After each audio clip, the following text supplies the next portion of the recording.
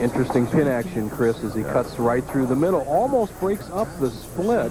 And sometimes you get a great break and the pins push out those back pins. Not happening for Parker on that particular shot. He has the 410. Will extend to the extreme right, slide that ball just around the 4 pin, hopefully into the 10.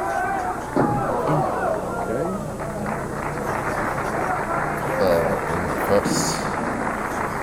Well, first frame open. Parker Bohn III, who just joined us, won the first game 219 to 179. Here's a man's third straight appearance on our ABC telecast. Second last week at the Splitfire Spark Plug Open. Fourth at Tums.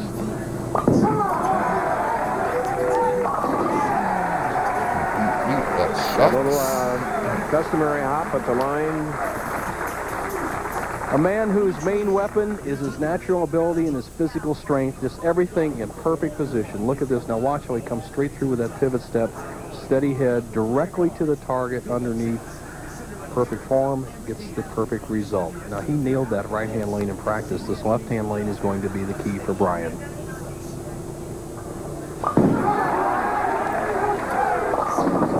Go. Got the fire, that's a free pin. He's a good, tough lane condition bowler. He's always done well in long formats, always done well in low-scoring environments because he has the strength to keep the ball on line, and he's very patient.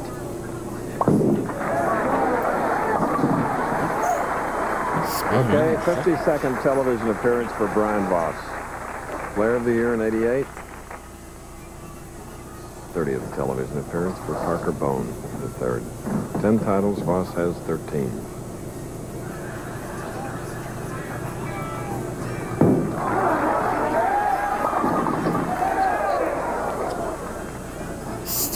Keep it around the pockets. Will pay dividends today. Open frames are going to be very punitive today, as you see Parker hit a little bit light. We've seen this hit 3 or 4 times from him, not quite popping out the 7. Parker had a 4th at the Johnny Petraglia Open and a 3rd in Las Vegas.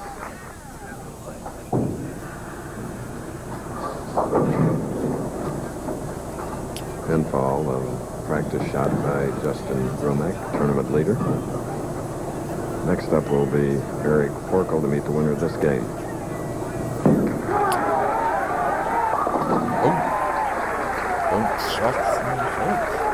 Your philosophy, okay, Bo, stay near the pocket and eventually it'll work. Well, that's it, Chris.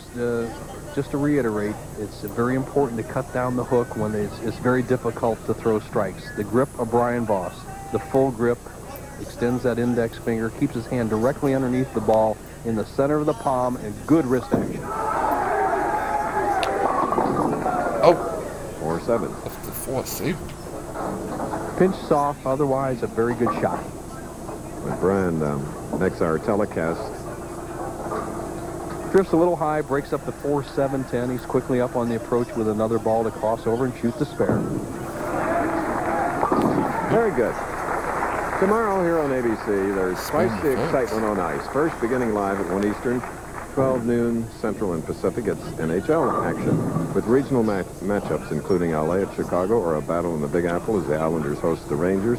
Some of you will see Dallas meet St. Louis or Boston takes on Philadelphia. Then figure skating follows. The country's best, including Brian Boitano, Scott Davis, and Nicole Bobick. Lane Bobick, take the ice. On the Hershey's Kisses Pro-Am Figure Skating Championships. That's all tomorrow here on ABC Sports. Brian Voss is an outside chance of making this. It's kind of a tricky shot, the 2-4-8-10. He needs to throw a great big hook and get it over in the 2-4 zone. The 2-pin will bounce back in here. The 4 will interfere and bounce into the 10. We've seen it made one time in the 20 years I've done this show. Tough shot.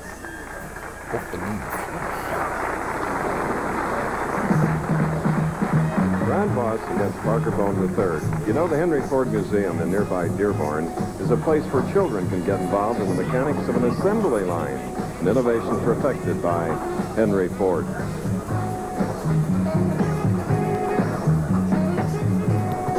next Saturday on ABC Sports. Yes, next Saturday at 3 Eastern, 2 Central, Club 300 Bohn in Toronto, IOF Foresters Bowling for Miracles Open. The defending champion, Pete Weber, our on the approach interviewer today. Parker Bohn III up in the 4th frame, 5-pin lead, can make it 15, strike work.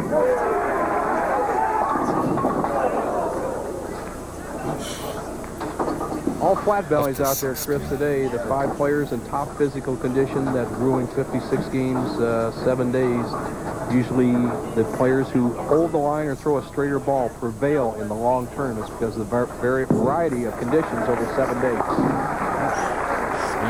Okay, now here's a young man that wasn't even born when we started this television series, Pete Weber. Thanks, Chris. Eric, you're the straightest player on the show today. What have you done this week to keep up with the big strike balls that the guys are throwing today? Well, I'll tell you, Pete, I thought I made a lot of really good shots this week, and I think when the conditions are a little on the tougher side, I think it's much better to be a little straighter, and I think that's really my game, and looks like it so far today. That could be a good thing to do. He's ready. Okay, Pete. Thanks. Eric? Another 7-pin by Parker Bohn. A quick history lesson. In the 40-some years that I've kind of watched the U.S. Open and the long major tournaments, Chris, the straighter player usually prevails. The Carters, the Webers, the Anthonys, because they can adjust over a 7-day period.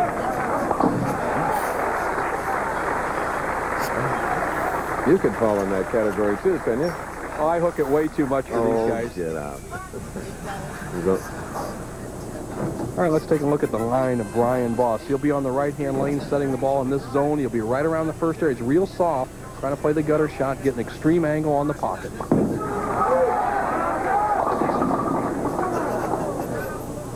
Body Engliston held 4-pin standing. Gets the wall shot. The head pin goes to the sideboard. You see the 2, 4, 5, 7, 8 standing temporarily. The head pin does most of the damage, eliminating all but the 4-pin.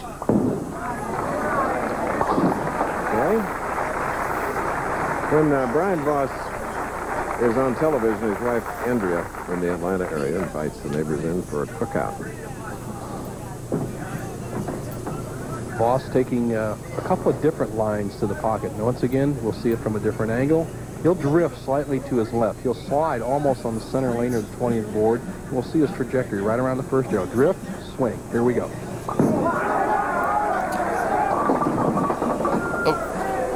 Like that, even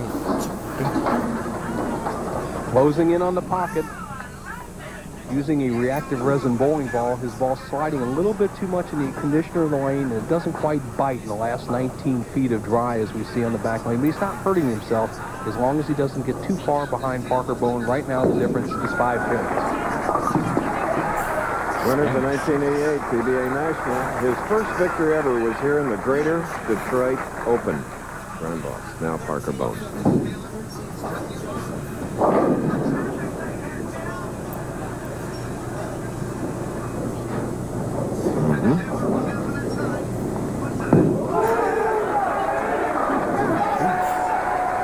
Six-frame strike for Parker Bohn, the third, in our second match of the afternoon. And we look at money leaders with Norm Duke finishing, made some money this week, but down the list, Johnny Petraglia, Walter Ray Williams, Brian Goebel, and Steve Hoskins. And average leaders. 227. Walter he cashed this week. Norm was right there this week. Amleto, Parker Bohn right there in 4th place. And a national champion, the man who won the first Jewel Bowling Triple Crown, Dave Traber, round out the top 5. Now Bohn can take a 15-pin lead if he can strike in the 7th. doubling 6 and 7. Talking of those pins, Parker Bohn leads by 15. Second game, we'll be back. United States Open. A talented professional from Andover, Kansas, Justin Romack, our tournament leader. We're waiting to see who he will bowl in about 35 minutes. Right now, one of the greatest in the game today, Brian Voss, new Hall of Famer, has to pull it all together. He trails by 15.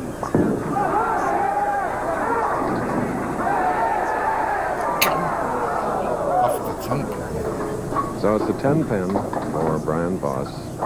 Eric Forkel stays loose off to our right.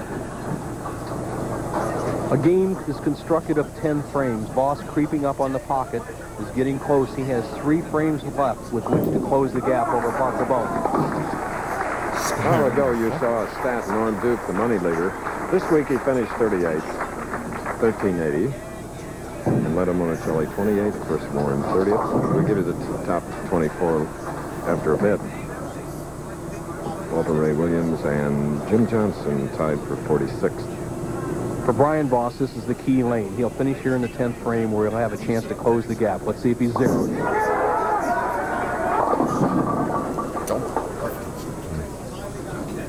Overreaction. He had the ball breaking a little too much in the early going. Now he's straightened it out, which fundamentally he should do, and he can't quite get the correct break point as the ball just slides by the head pin. Leaves an easy spare of the 2, but he needs to get his strike percentage up if he's going to win this match. Okay.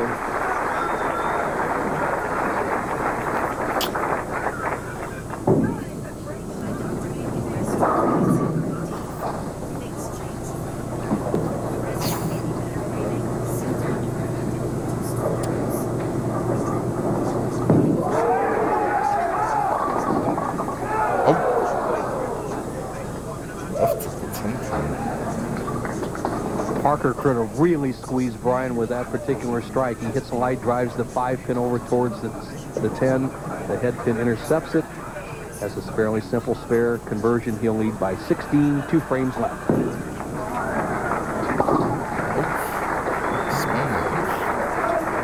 Oh, yes, coming up next on the East Coast and later today on the West Coast, ABC's Wide World of Sports, the Harlem Globetrotters bring their magic to Walt Disney World, plus the rim-rattling excitement of the Foot Locker Slam Fest final and the next major prep race on the road, the Kentucky Derby, the Santa Anita Derby, all today on ABC. The Globetrotters.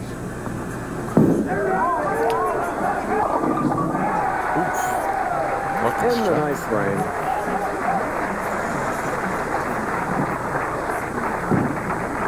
What that strike in the setup does for Parker Bohn, it forces Brian Voss to get a double somewhere here, either in the 9th or the 10th, to have a chance against Parker. 3 strikes would be better. However, 2 are almost mandatory. Here we go.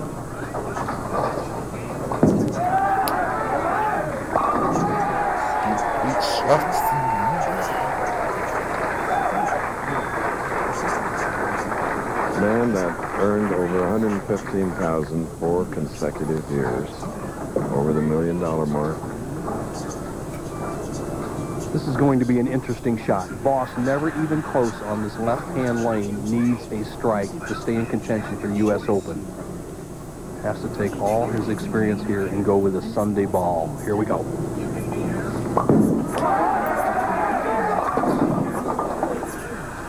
I think he did the correct thing, Chris, but he kind of fanned on it. He went to the right, picked up the speed, but he kind of fanned on the shot, went high, left the 610, and it's trouble for Brian Voss. Grew up in Alaska, then North Dakota, spent time in the Army, ending his Army career in 1981, and on to bowling.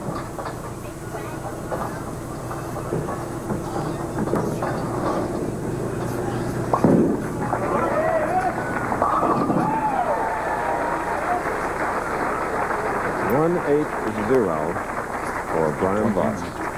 Parker Bohn needs 8 pins on 2 balls to secure this match.